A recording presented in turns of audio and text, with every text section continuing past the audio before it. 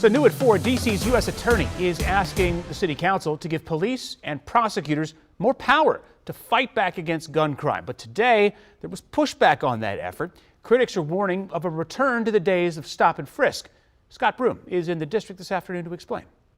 The D.C. Council's Judiciary and Public Safety Committee held a public hearing today on what's proving to be a controversial bill aimed at reducing gun crime in neighborhoods like this. The number one provision targets people already convicted or charged with gun crimes by giving police the right to pull them up at any time for any reason without a warrant to search for guns if they're out on the street on parole, probation, or pretrial supervised release. Critics today howled that it's a return to the bad old days of stop and frisk. Here's Ward 5 Councilmember Zachary Parker. Any proposal that would allow the police to stop anyone at any time at random is dangerous, particularly for young black residents. You could only be searched if you were under court supervision. This is not random stopping of individuals on the streets.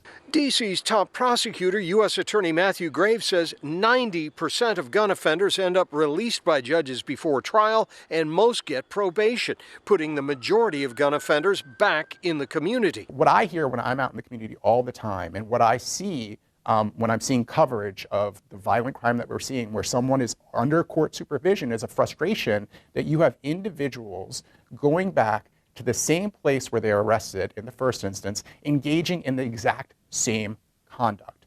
And what we are telling you is that law enforcement does not have the tools to effectively make sure that these individuals are not rearming themselves. Councilmember Parker is unconvinced. The question that comes to my mind is, how will they know who is on release? U.S. Attorney Graves says about 100 to 150 people get charged with gun crimes every month in the district, and these would be the only people targeted by this proposed law. He calls labeling that as stop and frisk for the entire city as hyperbole. In D.C., Scott Broom, WUSA 9.